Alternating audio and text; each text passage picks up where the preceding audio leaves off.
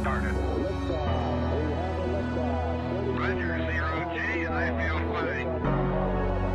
Godspeed, John Glenn. Houston, Tranquility Base here. The Eagle has landed. Roger, Tranquility. We copy you on the ground. New possibilities are opening up for scientific cooperation between countries. 1, 0, liftoff. Americans return to space as Discovery clears the tower. Discovery, go and throttle up. Discovery, Roger. Go for deploy. Thank you, and to everybody in the shuttle program, the crew is go for launch. Roger. Nice to be in orbit. We have followed in their footsteps to get us where we are today.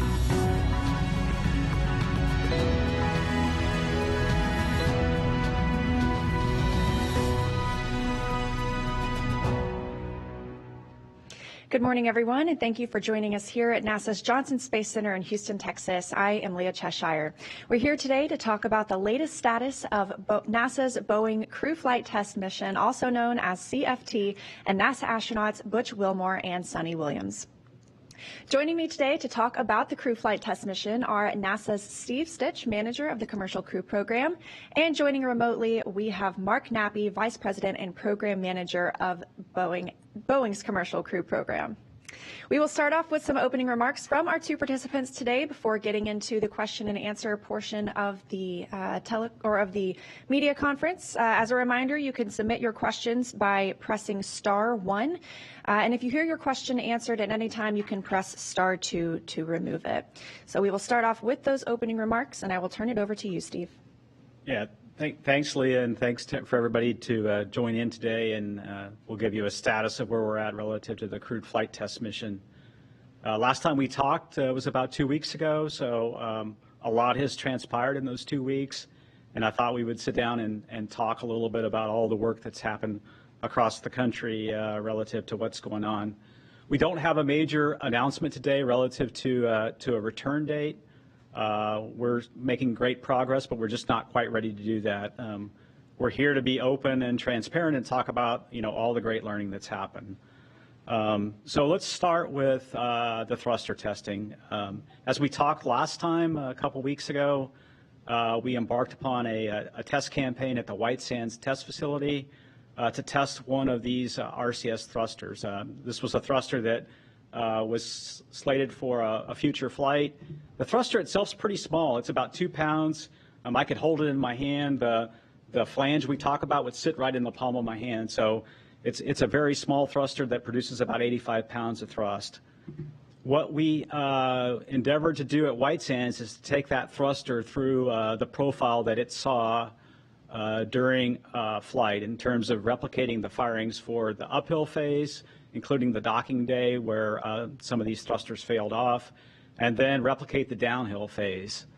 The thruster went through 2 uphill phases. So we started with the launch campaign, put it through all the pulses that it saw up through docking day, and then we backed up and put it through another docking day. We've been endeavoring to get the temperatures up. Remember, we talked about this theory that the oxidizer would vaporize in the thruster, and that would reduce the combustion in the thruster and reduce the thrust. And so we needed to get the temps up to flight, so we had to put in some extra pulses for that second run.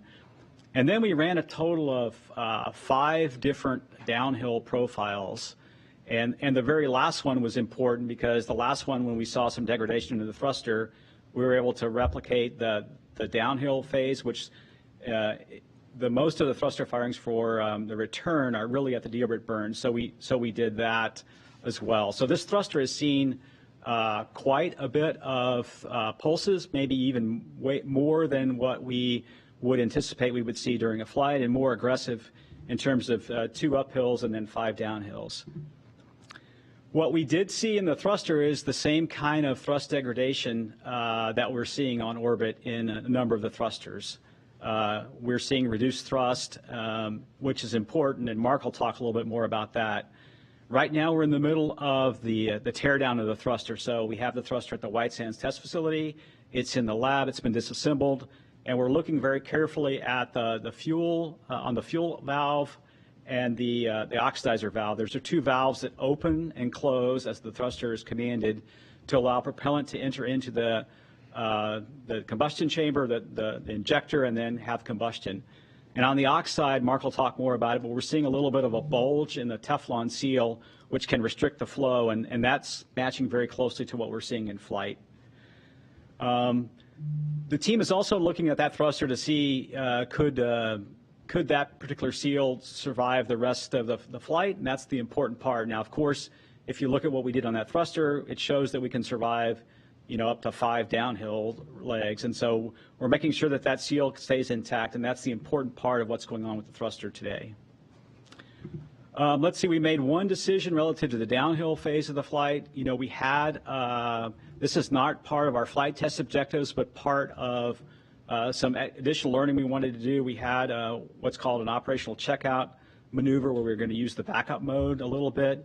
We realize now that some of the manual maneuvering puts some extra stress on the thrusters, and so we're not going to do that manual flying between undock and the deorbit burn. We're going to eliminate that for this flight. The other thing that we've been doing the last couple of weeks is trying to understand the helium leaks. As you know, while we're docked today, we're not leaking any helium. The manifolds are all closed, and so that system is isolated. We have done a lot of testing on what we call Service Module 2. Now, this was a service module which was planned to be launched on OFT2 back in the summer of 2021. It's sat at White Sands for about 3 years, and it's been loaded with propellant vapors for 3 years. And so what we've been doing is disassembling some of the flanges, and we're seeing some of the seals experience some severe degradation from the NTO vapor. Now, the difference between that test article and the flight is we've been exposed for about 3 months on flight, and now, this test article has been wetted and has oxidized for about 3 years. So that flight rationale for the helium system came to the Starliner mission management team on, it was July 11th, and everybody was go to proceed with the rationale for the helium leak. So we have most of that work behind us. We're now understanding a little bit more about this oxidizer permeation phenomenon that can cause some degradation of the seals. And the next thing we're going to go do is, and we know the margins for the rest of the flight, the next thing we want to go do is a docked hot fire test. And that should happen this weekend. So at ISS, what we're going to do is we're going to fire 27 of the thrusters. We're not going to fire the one aft thruster on the bottom doghouse. It's called B1A3. That's the one that has really low thrust. So we're going to fire all those thrusters to a number of pulses just to make sure before we undock that whole system performs the way we expected and the way it did last time we checked it. We'll also get a chance to look at the helium system. It's been 6 weeks since we last checked that helium system. That was on June 15th. So we'll pressurize manifold by manifold and then hot fire the thrusters, and then we'll get a chance to look at the helium leak rates and verify that the system is stable. So it's a very important set of tests over the weekend that we'll do. We've had a lot of learning. I would say this mission has been great to prepare us for future long duration docked increments. Some of the things that we've learned, is the ability to power up Starliner when we need it. We've powered it up multiple times to test various things on the vehicle. The crew has practiced many things, data and video transfers. They exercised charging of the battery systems inside the cabin, things that you do at home with things that need recharged. They've done some practice of manual flying for entry, which is a backup capability on the tablet. We've actually filled the sublimator tank, which is a water tank used for cooling for entry.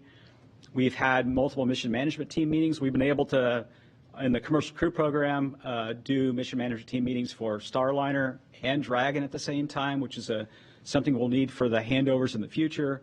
There's just been a ton of learning over the last couple of months while we've been docked that really is preparing us for increment operations. More learning will happen with the docked hot fire, which we hadn't planned, what you're going to do, and that'll be probably part of every increment mission leading forward. So we're methodically working through the data. We have extended the battery waiver. We talked about that. We had 45 days before. We've now doubled that time to 90 days, and so that's been approved and through the system. So that gives us life, if we need it, all the way out through, let's say, the early September timeframe. We'll work to execute an agency review as soon as we're ready to do that. That could be as early as late next week. We are following the data, and we'll schedule that review when we need to. And then after that, we'll set the undock time. As I've said before, the key attributes of the flight rationale really are that we understand the helium leaks, we understand the stability of the leaks and how we can manage those should they get bigger. We have a criteria in place that we have established, a leak rate that we'll check before undock and verify that system is good to go.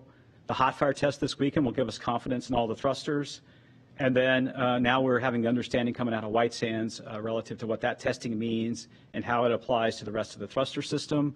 And then really it's about the key use of the thrusters for the deorbit burn are for the deorbit burn. That's the next time we use them. We know the thermal environment is less for the deorbit burn. We know the stressing cases on the thrusters are less. And so we're looking at that and understanding the redundancy required for the deorbit burn. And that's really, I think, the final pieces of the flight rationale that we need to put together. The team is doing great. The joint Boeing and NASA team is doing well. They're working side by side with each other every day. We're methodically working through the data, and we'll come home when we're ready. And I'll hand it over to Mark. All right, thanks, Steve. Good morning, and thanks, everyone, for joining us. I'll give you a little bit of a recap of what we have been doing and, of course, what we have planned to do here over the last several weeks.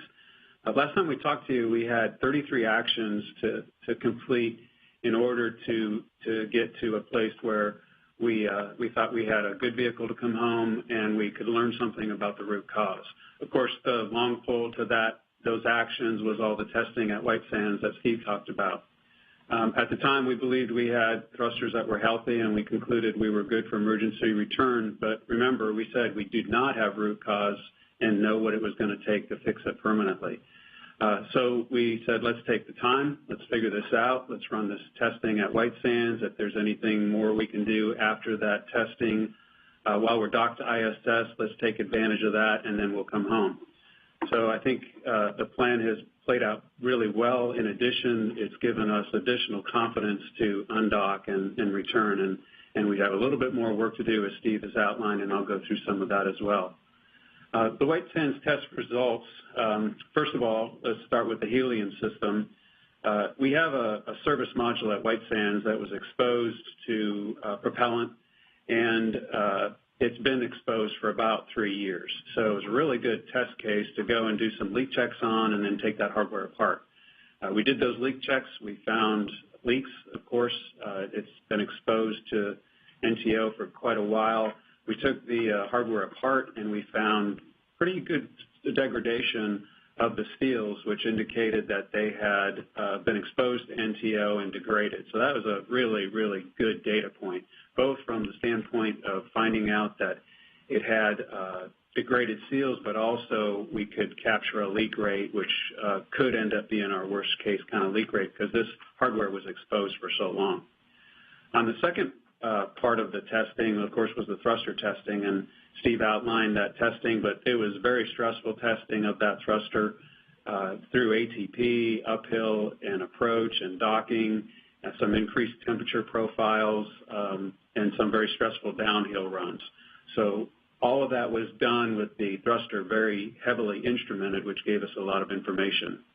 From that information, and of course from the inspections after the test, we've determined two things. One is that there's some Teflon from a seal where the NTO enters the thruster, and that seal was eroded. And when we looked downstream from that seal, we found that material was lodged in a downstream filter. That is where the NTO goes through, so obviously that restricts flow of NTO and may be part of the cause of the degradation that we've seen in flight. The bigger finding was where the NTO goes through a port to where it gets to the injector inside the thruster, and there's a poppet that opens and closes and allows that NTO to go through. At the end of that poppet, very small poppet, it's similar to the small inflation valve that you have on a car tire or a bike tire. That poppet has a Teflon seal at the end of it.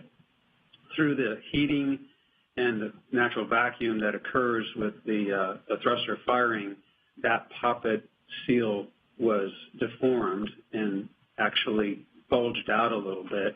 And again, it was an indication that it's restricting the NTO from going through the system. So again, a really good finding. When we looked at the information, we looked at the data, it really does replicate well what we're seeing in flight. So we think these findings are very significant and are likely the root cause. Obviously, knowing root cause is what gets us to permanent fixes. So there's very strong evidence, and we're going to continue to take that hardware apart so that we can finally prove this. Today we're performing the final hardware inspections, and we're doing some flow analysis through that type of valve arrangement where we have Teflon in the seal, or excuse me, Teflon in the filter, and this bulging of the Teflon at the end of the poppet. And we'd like to see if we can model this restriction of NTO and recreate what we're seeing in flight. With all these test results, we determined that we could run one more set of tests while we're docked, and it's really icing on the cake for us. So Steve talked about the one more docked hot fire test. That's going to verify all the thrusters are acceptable at the acceptable performance levels. Again, we learned something from this flight. We didn't know that other visiting vehicles do this before they leave, and so we're probably going to make that part of our normal regime when we are doing long-duration missions. Also, we're going to do the helium manifold leak checks. Again, that'll give us some data points on how stable the leaks are and assure there's no additional NTO degradation. Lastly, we have a very valuable guidance, navigation, and control integrated performance model that was incorporating failures to answer the question, what if we're wrong on some of these? And so they ran over 300 cases, and of all those cases, the results were either green, that we could return home safely, or were determined to be not credible, or they had operational controls that could be applied to make sure that we returned home safely. So what's next? We're going to share the data in flight rationale with the mission management team. We have one more meeting tomorrow to do that. We'll use the weekend if required. We're going to perform these docking tests that we've described, and then, of course, there'll be more reviews. We'll bring the complete story to the agency for the undock review sometime next week, like Steve has outlined, and then we'll be ready to execute the last part of the mission. The last several weeks have been really helpful to understand the helium and thruster anomalies and how to address these problems for future flights. That's been the real goal here, is to be able to address future flights and to gain the confidence that we needed for this mission. We need to take the time to get the community all this information and get back to completing the CFT mission. So, our mission was to get the crew to ISS. That's been completed. Our mission was to learn from a flight test. A lot of the learning that we've achieved so far really, in my opinion, could only be achieved through the flight test. And now it's time to get on with returning the crew safely, and there's that step left to go. So appreciate your time this morning, and back over to you, Leah. Thank you, Mark, and thank you, Steve. We'll now get into the question and answer portion of our session today. A reminder, you can press *1 to ask a question by raising your hand, or press *2 to lower your hand if you hear your question has been asked. Please limit yourself to one question at a time. We already do have quite a lot of folks in the queue and want to make sure we can get through as many as possible. And don't forget to state your name and affiliation and to whom your question is addressed. So we'll start right here in the room. Good morning, Steve. Good morning, Mark. I'm Mark Strassman, CBS News. Wilmer and Williams went up originally when they launched on June 5th with the goal of staying up for about a week. They've been up there for more than 7 weeks, 50 days today. Given where we are in the process, can you definitively say that they are going to come back on Starliner? And if you had to do it differently, how would you do it? Yeah, I'll take the question and see if Mark has anything to add. Yeah, our focus today, as Mark said, as Mark and I have been working for the last number of weeks, is to return Butch and Sonny on Starliner. I think we're starting to close in on those final pieces of the flight rationale to make sure that we can come home safely. And that's our primary focus right now.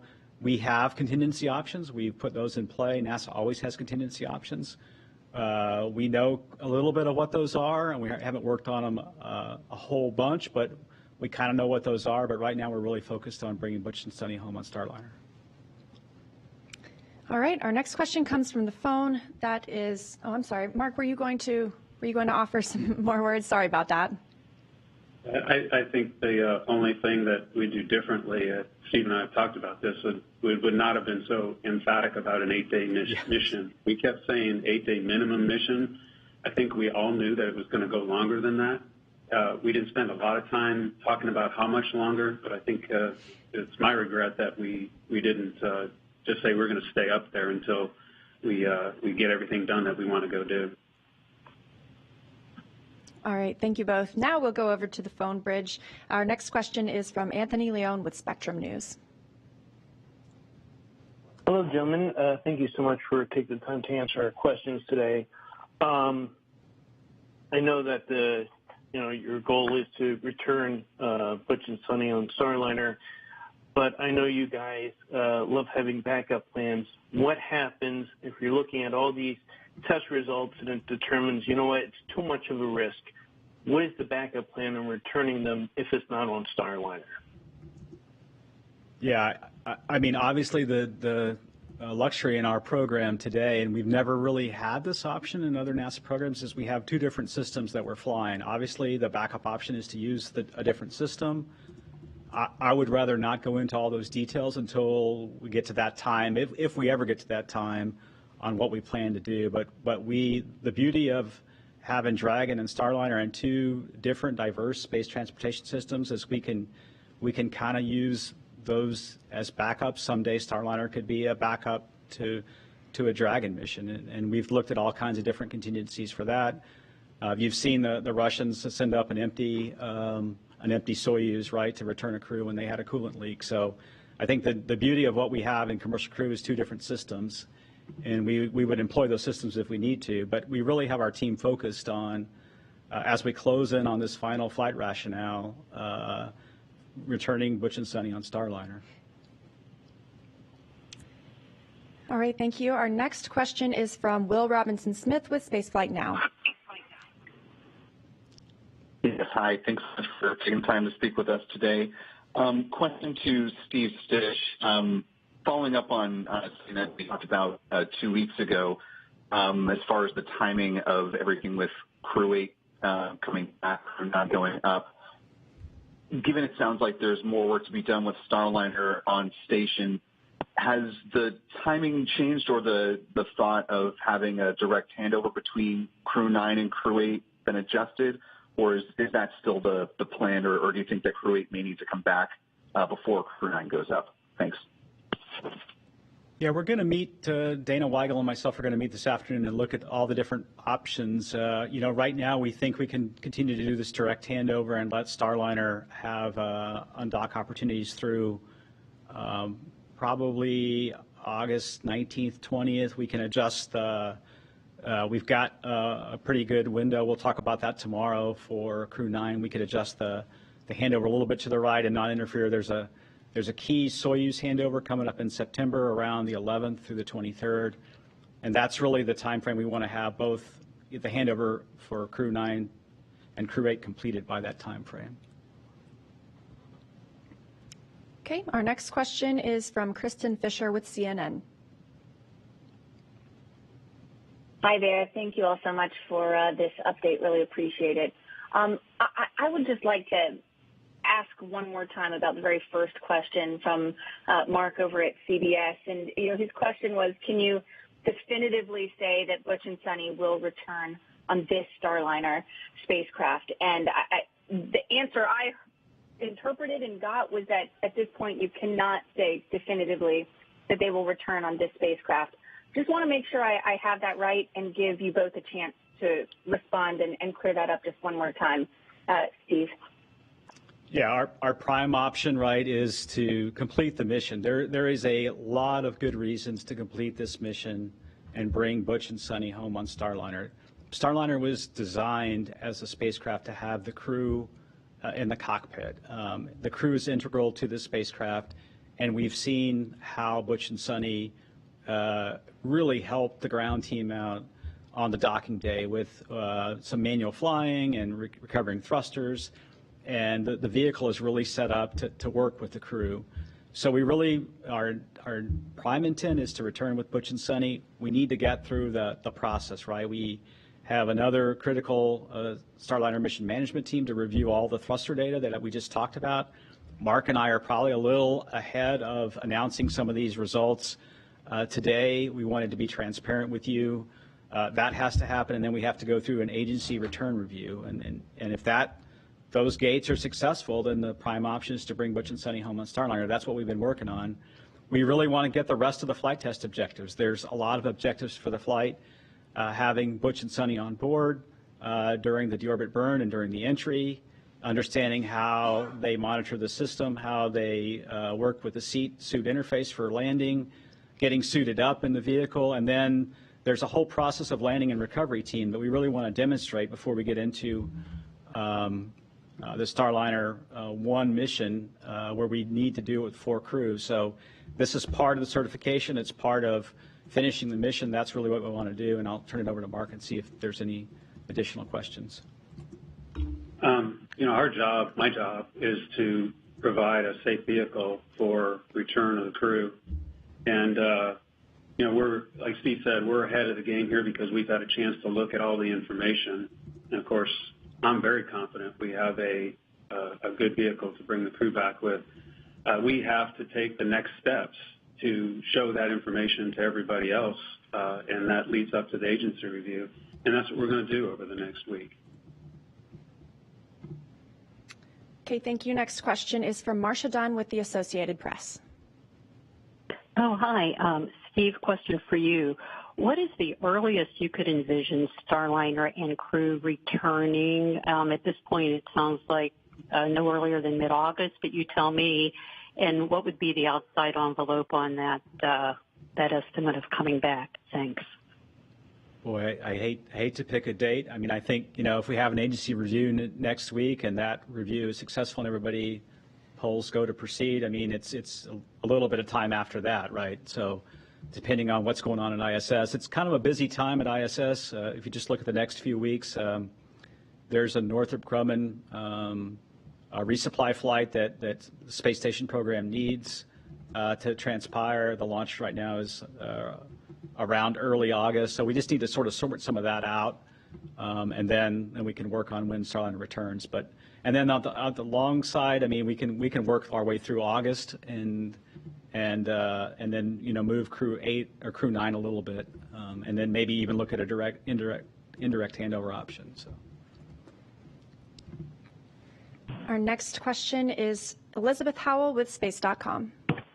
Hi, everybody. Thanks for taking your time. I'm looking for a little bit of engineering clarity. This might be for Steve. So Aerojet Rocketdyne is a longtime supplier of thrusters, and I'm just trying to figure out what the relation is between the thruster system, the propulsion system, and some of the issues that have now been uncovered in the ground testing that both you and Mark were talking about, just in terms of would there be some kind of design changes, some design conversation between the two, any sort of discussion about the flight heritage, whether this has happened before? That's kind of the direction I'm thinking of. Thanks. Yeah, I'll start and then I'll let Mark add to it.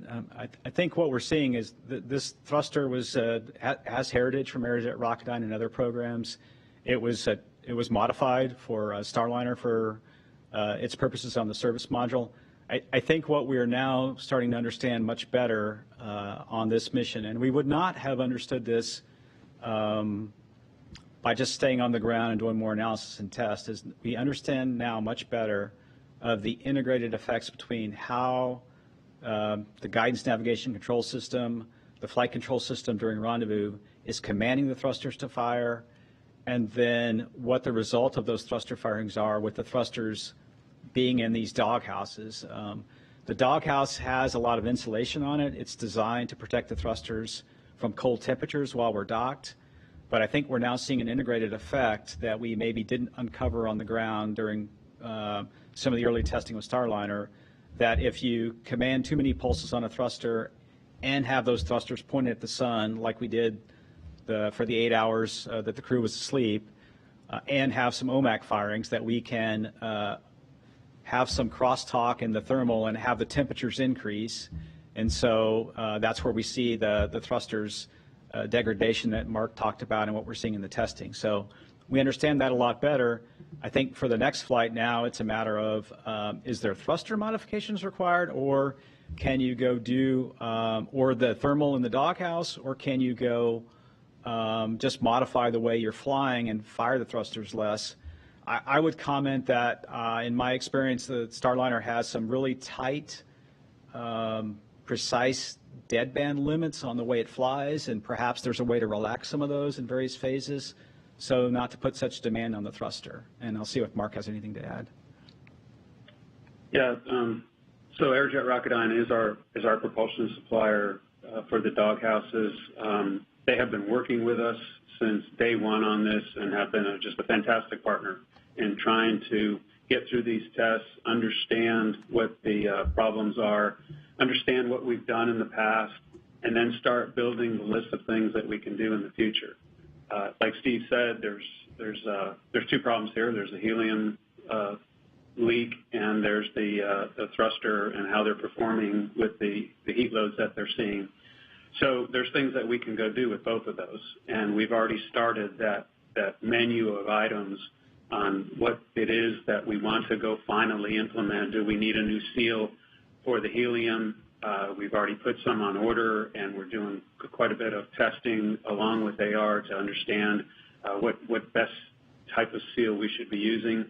On the thrusters, we have, again, a menu of items. Do we adjust the profile that we fly to? Do we put some different thermal protection inside the doghouse? There's a lot of different options. And again, Aerojet Rocketdyne has been fantastic in working with us, and then even getting some of their sub-tier suppliers to come in and help with the troubleshooting and the final resolution. Our next question is from Stephen Clark with Ars Technica. Hi, thanks for doing this. I think my question, if I understood earlier in the introductory comments from Mark, you didn't do this type of full profile testing on the thrusters, to fully replicate an uphill and downhill run on Starliner on the ground. Correct me if I misunderstood, but if you didn't do that, why not do that during development to make sure it could withstand all of these the stresses that it undergoes in flight? And just briefly, the hot fire test this weekend, what day is that going to be scheduled, and will the crew be involved in that, or will it be fully ground commanded? Thanks. I'll start with the first question. So when we design and build, and the way we verify our design, we verify our design through two methods. We either test, or we have integrated models that try to predict what the conditions are going to be, or we do both. And some things you cannot test. So when we talk about the thruster getting hot, it sounds like it's just one thruster that was subject to heat from itself. But there's 7 thrusters inside the doghouse, and that doghouse acts almost like a thermos. And so it's likely that the heat is not just coming from the one thruster, but it's coming from the thermos effect of that entire doghouse. That was modeled. And I think we're learning more about the actual flight conditions that we'll have to go back and adjust that model. Again, this is the type of learning that you get in a test flight, and you really can't simulate it until you get to flight. And Steve, if you want to talk about the latest on the testing. Yeah, could you repeat the second question? I apologize, I didn't quite catch the second part. I don't think he's in the speaker view anymore. Oh, sure, Steve, can you hear me? Yeah, go ahead. What day do you plan to do the thruster hot fire on ISS or on Starliner this weekend, and will the crew be involved in that, or is it entirely ground commanded? Thank you. Let's see, we're looking at either Saturday or Sunday as the timeline becomes available. A lot of the pulses are ground commanded, but knowing Butch and Sonny, they'll be in the vehicle, they'll be listening and watching and following along with all the testing. So I don't have the specific date or time, but it's either Saturday or Sunday. All right, next question comes from Jim Siegel with Florida Media Now. Hi, everybody. Thank you for taking my question. I wanted to follow up a little bit on one of the other questions that was asked. First of all, it sounds like you've done a whole lot of very thorough testing during the time that the Starliner has been up at the ISS. And I'm curious about how different is that testing from the testing that was done during the development phase of and the pre-flight phase of this process. Thank you. Yeah, I can start, Mark. I was probably around a little bit during that time frame. Typical thruster testing is done such that you pick what you think your worst case, I would call them duty cycles. So duty cycle is thrusters on, thrusters off, then the next time it's commanded on and off. And the timing between each of those, the length of how long it's on and then the period it's off before the next time it's commanded on is super important. And those were picked to during qualification to try to envelope the most stressful cases. I think the part that Mark talked very well about that was maybe not modeled as well is this integrated effect from how the GNC system was going to command it during the stressful parts of flight, which are like the approach to station. And then the second part is this effect of the thrusters being in this doghouse. I think of them almost like when you get pizza delivered to your house or your apartment or your condo that comes in a little container, right, that's got aluminum foil on the outside to keep it nice and warm. The doghouse itself almost is acting like the little pizza oven that the pizza delivery man brings to you. Anytime there's heat, every time a thruster fires, there's combustion and heat is released and it goes back into the doghouse and it kind of is kept in that doghouse. And so, as Mark said, an OMAC engine, an orbital maneuvering engine, can fire and have crosstalk over to RCS thrusters. And we know that we point the tail to the sun, essentially that aft part of the service module, to put the solar rays to the sun for a long time before we go dock. And we see the aft thrusters, fail more because they're commanded more during the rendezvous profile. And also they start at about a 50-degree Fahrenheit warmer temperature because they've been pointed at the sun. So those are the kind of things that weren't totally caught in, I would say, the qualification and the analysis that we did. And I would say we probably couldn't have learned that on the ground. We needed to get into flight to find it, and we did. And so now we know what to go fix for Starliner 1. Next up, we have Chris Davenport with The Washington Post. Hey, thanks very much. You had mentioned the NTO leaking through the Teflon seals earlier, but wasn't that the problem in 2021 when it mixed with that humid Florida air and caused the corrosion on the valves? Just checking my memory on that. But if that's right, was that not addressed, given that it sounds like you're dealing with maybe a somewhat similar issue? I'm just curious how much of this data you're sharing with Butch and Sunny and what their morale is like, considering that there's no return date as of yet. Thanks. I can address the first part of the question. It was a different phenomenon that we were dealing with back in 2021. That was on what's called a orbital maneuvering system, reaction control system jet isolation valve, and that was a corrosion issue with the moisture from the Florida air mixing with vapor. What we're seeing here in this thruster that Mark talked about, the Teflon is essentially bubbling a little bit, and so as that thruster poppet comes in and seats down, if you think about it, when it pulls back, the area that is available for propellant to flow in is less, and that's why there's less oxidizer flowing through that thruster valve into the injector, which means less thrust. So it's a little bit of a different problem. It's a problem of the heating inside this thruster valve versus the other was propellant flow valve that regulates the flow into the manifold. So it was a little different scenario. We didn't necessarily understand the temperatures could vaporize the propellant on the oxide and then cause this Teflon to bubble a little bit. So related to oxidizer, but a totally different problem. And was there a second question that I missed, maybe? Morale. Oh, morale. Mark, I don't know. You guys talked to the crew recently. So. Yeah, our mission ops team and our engineering have been talking to the crew, keeping them up to speed with what we've been finding in all these tests and what our plans are to do any testing, any additional testing, or potentially what the additional work might be after undocking.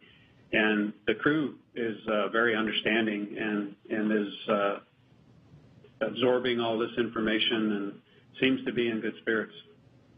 And I will add, they seem to be enjoying their time on station. When you watch them, they're eager to do experiments for station, eager to help out, eager to do maintenance when required. They've both been long-duration crew members before. When our team talked to Butch and Sunny the other day, they said they were in really good spirits and we're kind of having a good time. So. Thank you both. Next up, we have Michael Sheets with CNBC.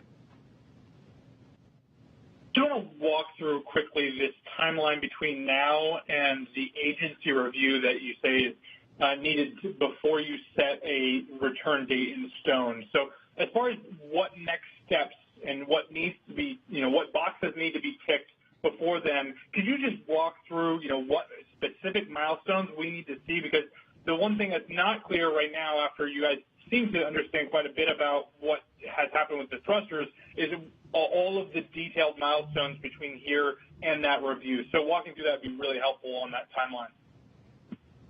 I can start, Steve, and then hand it over to you.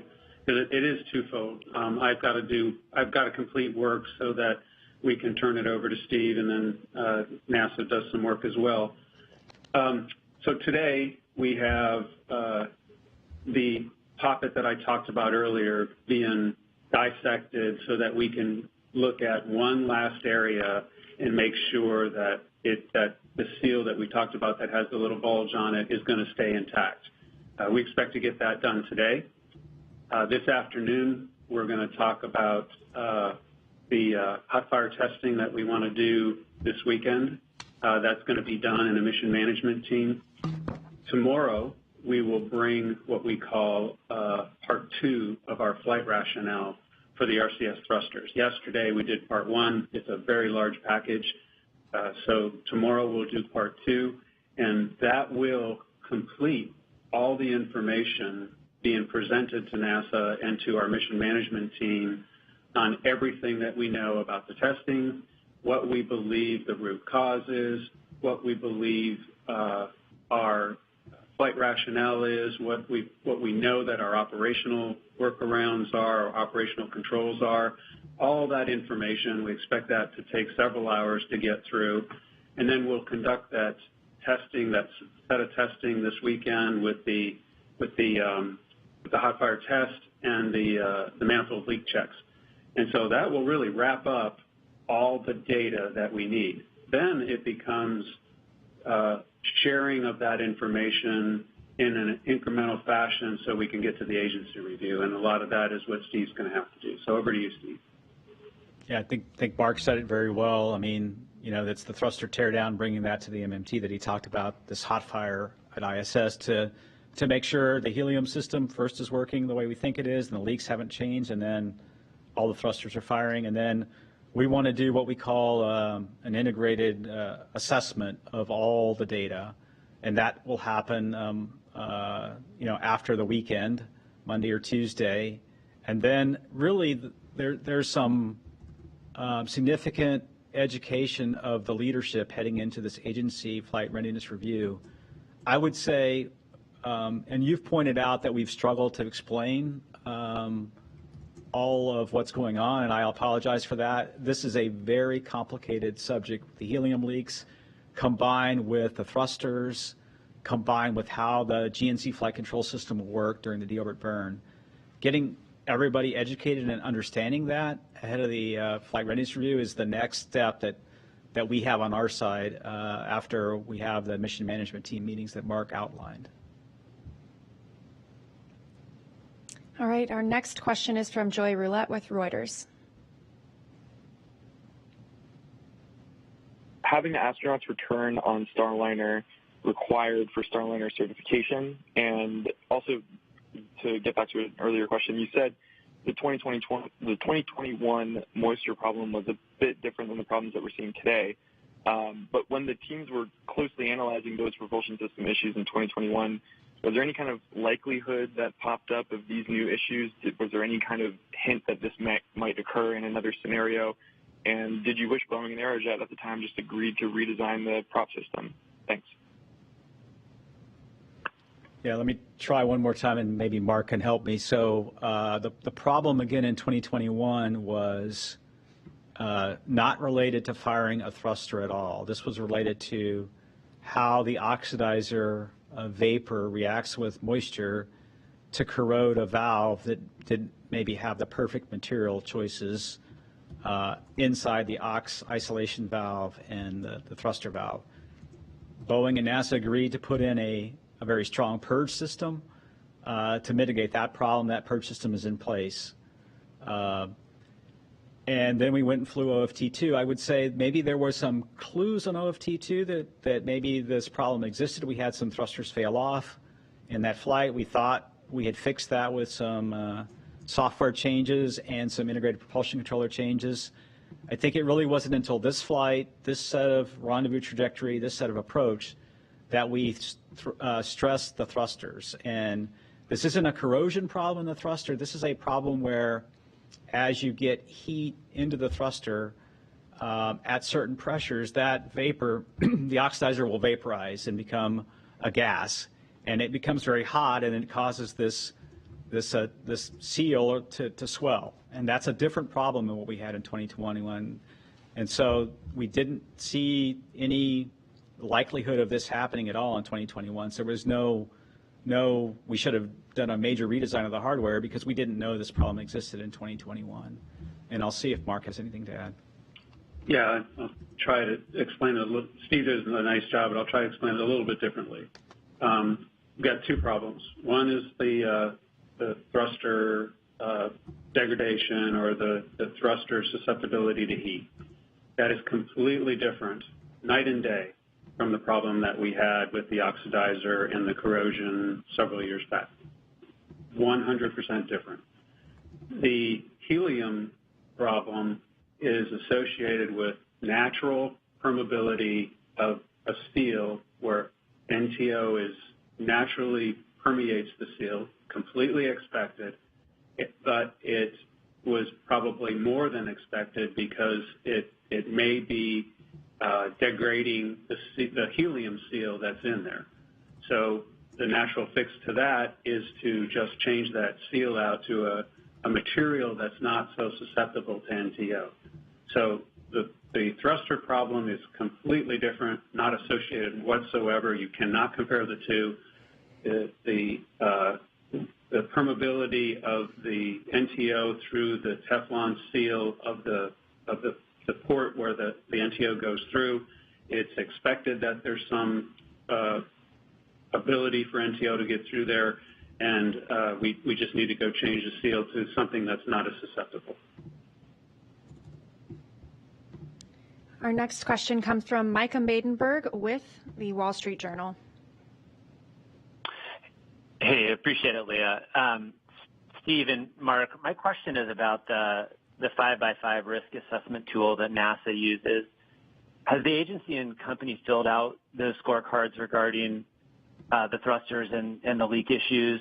And if so, what were the results from each side, and how would you explain any differences in the scores, if there are indeed any? Thanks. Yeah, I would say that's a bit of our next step, right? We've tried not to get to that step. This, when we call this integrated assessment, integrated risk assessment, is the next step for NASA to then try to put all this together and understand the overall risk. And we haven't really done that. We've done some preliminary work on the helium system. I would say that was had various scores. Now that we have more learning from the Service Module 2, degradation to the NTO vapor, I think we need to rescore everything. So that's the next step that we need to do after we complete the hot-fired ISS, the thruster teardown, and bring that to the Starliner mission management team. And I'll see if Mark has anything to add. Yeah, I agree. That is the next step. But I did talk about something in my opening remarks that is really valuable to contribute to that risk assessment. When I talked about the guidance, navigation, and control integrated performance model, we have a very good accredited model that predicts what the profiles look like, what all of the attributes are when you do a return.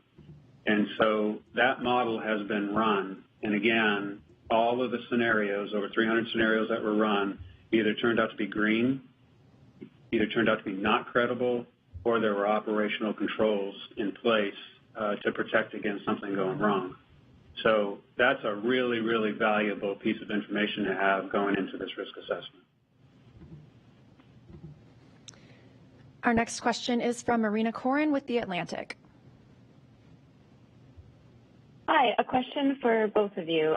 If we characterize the thruster and helium anomalies as large to medium-sized problems, are there any issues that you've seen or that Butch and Sunny have reported that you'd place in a category of small-sized problems, and maybe you haven't addressed those with us yet because these bigger concerns are obviously your primary focus right now? Thanks. Our team goes through everything, and we call them funnies or actions that need to be addressed. And our team goes through those every day. We go through them at the mission management team.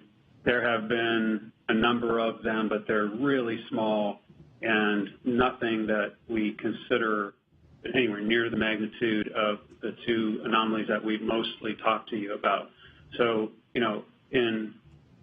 it's a shame that these two have gotten all the attention because the vehicle has really performed extremely well, and so the value of the mission was to learn stuff like we've been learning and to be able to understand it and then fix it once and for all.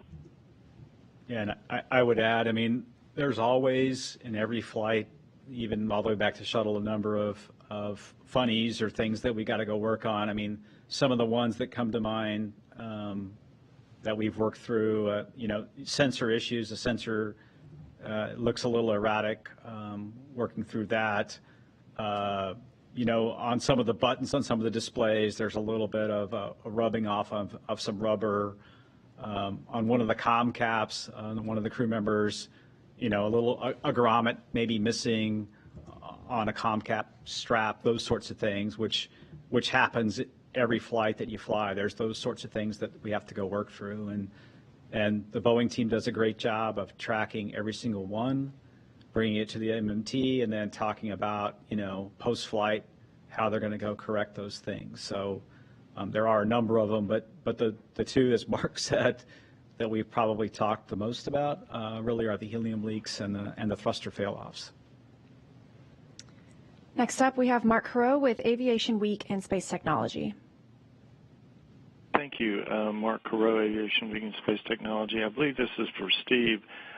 Can you sort of describe the robustness of the agency return review in terms of, participants within, not by name necessarily, but just, the different elements of NASA that would participate in that, and if there's any sort of outside participation that would be included for sort of independent assessment? Yeah, good question, Mark. So, yeah, the agency FRR will be chaired by Ken Bowersox, the Associate Administrator for the Space Ops Mission Directorate. We'll have participation from the various center directors, Johnson, Kennedy, Marshall, from the Human Spaceflight Centers. We'll have participation from Office of Chief Engineer, Safety and Mission Assurance, the Flight Ops Directorate, and Health and Medical will be there. Just our standard board that we would have for any flight readiness review. Obviously, the program will be there as well, along with our chief engineers, chief safety officers, The crew office will be represented, obviously.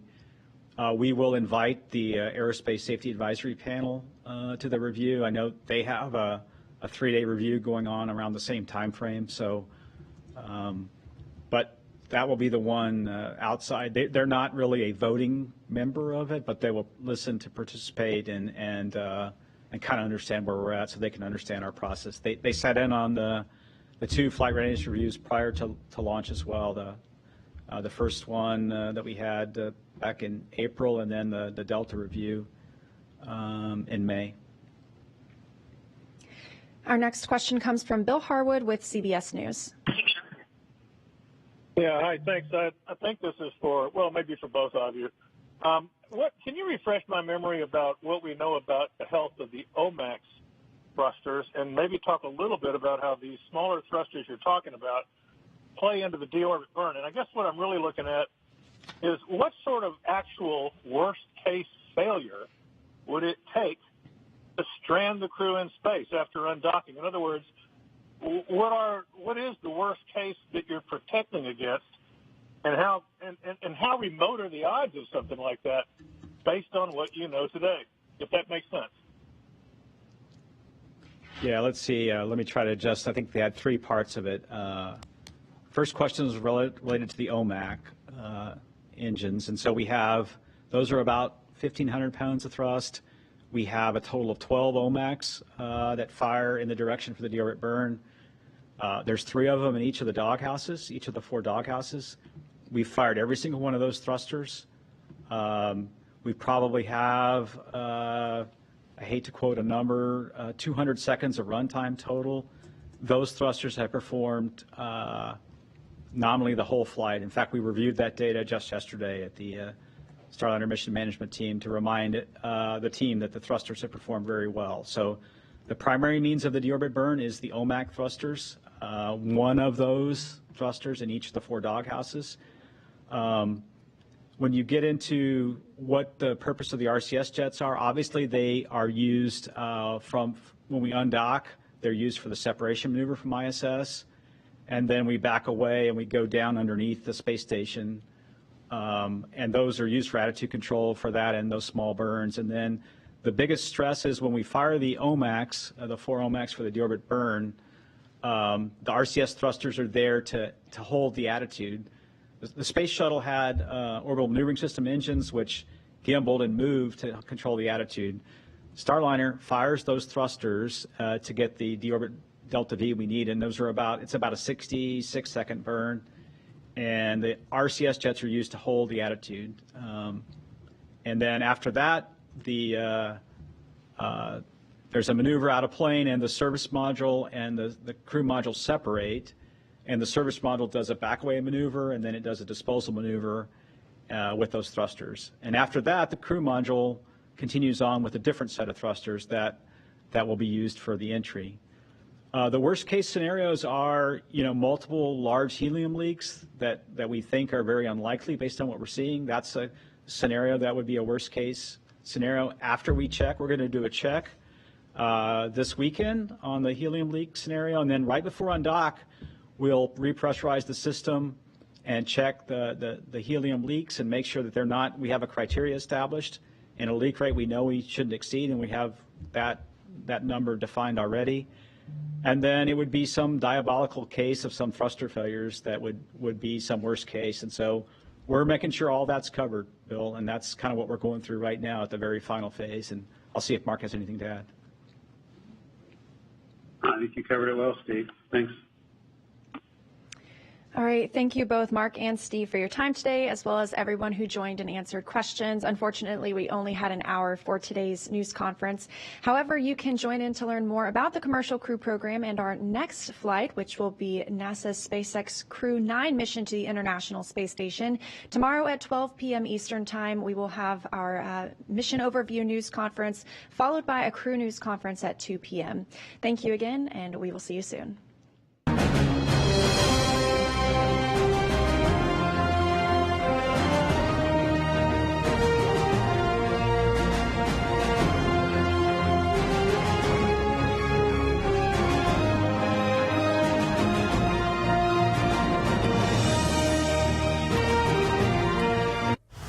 It's a new era of pioneers, star sailors, thinkers, and adventurers. 3, 2, 1, 0. All engine running. Let's go.